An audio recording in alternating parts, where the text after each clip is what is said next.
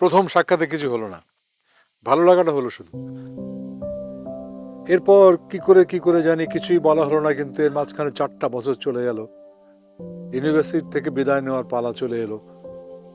আজ কিছু বলা হবে কি জানি। তোমাদের জীবনে কি ঘটেছিল, আমার জীবনে তো বলা হয়নি। কে আসতে পারে? না না, উগান্ডার কথা পরে শুনবো আমরা। জিল্লুর, জিল্লুর জিল্লুর এদিকে আসো। আরেকজন কে আসতে পারে? তুমি আসো দেখি, দৌড়ে। কিছু না, যা মনে আসে। হ্যাঁ, ধরা যাক আজকে পরীক্ষা শেষ, ইউনিভার্সিটির শেষ দিন, ঠিক আছে? এই মুহূর্তে কেমন, চলো।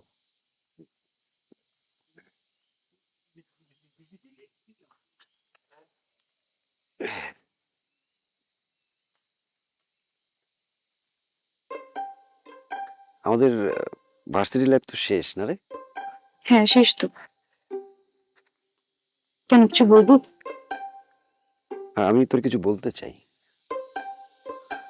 বল না। আচ্ছা, তোর পরীক্ষা কেমন হয়েছে রে? ভালো। তোর পরীক্ষা? আমার পরীক্ষাটা ভালো হয়নি, আমি মনে হয় ফেল করবো রে। সে আর নতুন কি, সব সময় তো ফেল করিস। তুই সব বিষয়েই ফেল করিস আচ্ছা, তুই ফেল করতে পারস না? আমি কেন ফেল করতে যাব? আমি তোর মতো ফেল টুস নাকি? মানে করলি, তুইও ফেল করলি, আমিও ফেল করলাম, মানে দুজন আবার একসাথে সেমিস্টারটা করলাম। তোর সাথে আমার আবার দেখা হইলো, নোটস টোটস নিলাম, কথা টথা আবার হইলো, ভালো লাগতো তাই না? কি আর কোনো কথা নেই এগুলো ছাড়া? আচ্ছা, তুই কিছু বলবি? আমি কিছু বলবো, মানে তাহলে বল। মানে আহ, আমি বলবো কি, মানে মানে আচ্ছা, তুই কি কিছু বলবি?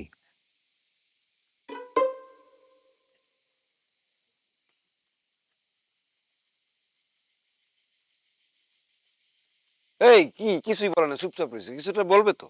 আচ্ছা দেখ, ওর যে হয় নাকি কোনো কিছু।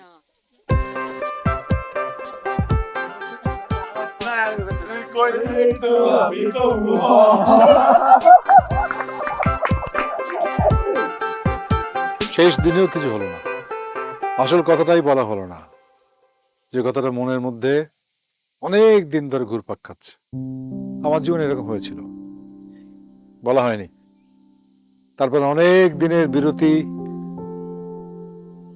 কিন্তু মনের মধ্যে থেকে তার ছায়াটা, তার চোখটা সরে না, কোথাও মন লাগাতে পারি না। আমি একবার চেষ্টা করেছিলাম তার সঙ্গে দেখা করবার, খুঁজছিলাম কোন একটা নিসর্গ, প্রকৃতির মাঝে তাকে যদি বলতে পারতাম যে আমি তোমাকে ছাড়া আর কাউকে চাই না, তোমার চোখের দিকে তাকিয়ে আমি সারা পৃথিবীর সমস্ত দুঃখ মেনে নিতে পারি, সারা জীবন কাটিয়ে দিতে পারি, কিন্তু বলাটা হয়নি।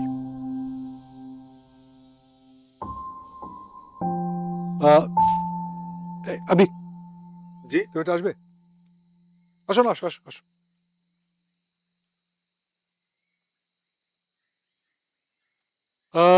আমার জীবনে তো এরকম হয়েছিল, বলাটা হয়নি। মনে করো, মানে তুমি সেই মজনু, তো তোমার যা মনে আসে সেইভাবে কে হতে পারে আর? ও নদী ছাড়া তো কেউ নেই আর। এই নদী, এদিকে আসো না, আসো আসো আসো। বাহ, বাহ, বাহ, বাহ, বাহ, এসো।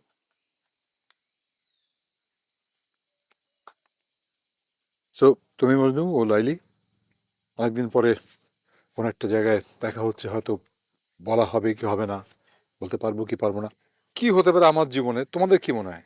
দেখি দুজন করে দেখো তো।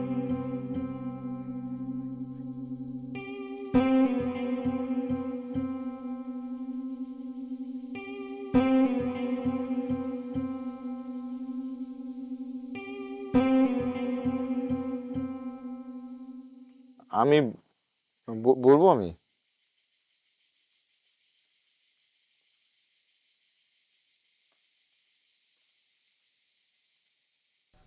আমি আমি মজনু। মজনু, আমি লাইলি।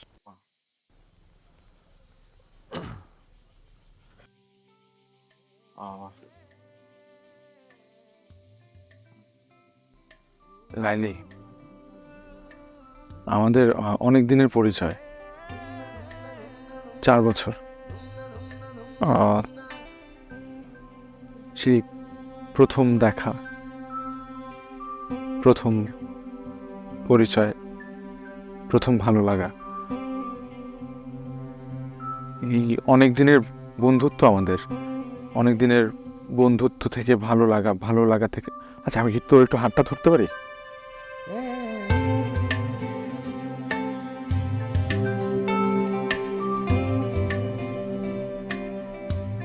আমার আর তোর পরিচয় অনেক বছরের,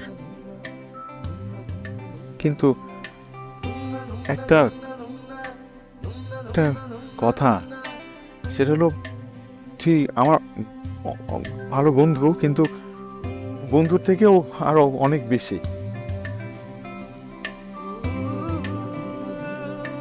আমি তোকে অনেক বেশি ভালোবাসি, মানে আমি তোকে অনেক ভালোবাসি।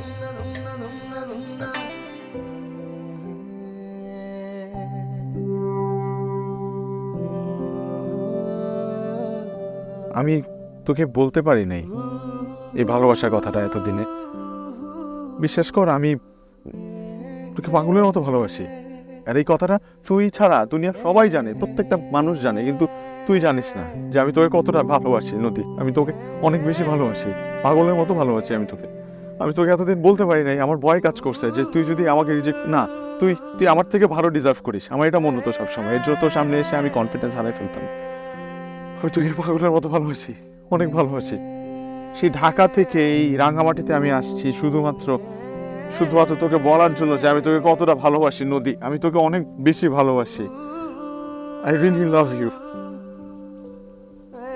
এই কথাটা বলতে তো এত দিন লাগলো আবির। কি কখনো আমাকে দেখে বুঝিসনি যে তুই ছাড়া আমার কেউ নেই? বছরের বন্ধুত্ব আমাদের, কোনোদিন কি আমার চোখের দিকে তাকিয়ে বুঝিসনি যে আমি তোকে কতটা ভালোবাসি? কতবার ভেবেছি যে তোকে বলবো, তা আমারও তো ভয় হয় আবির।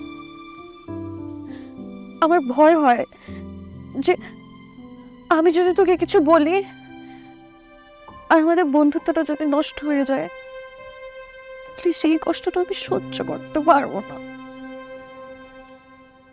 আমি তোকে হারাতে চাই না।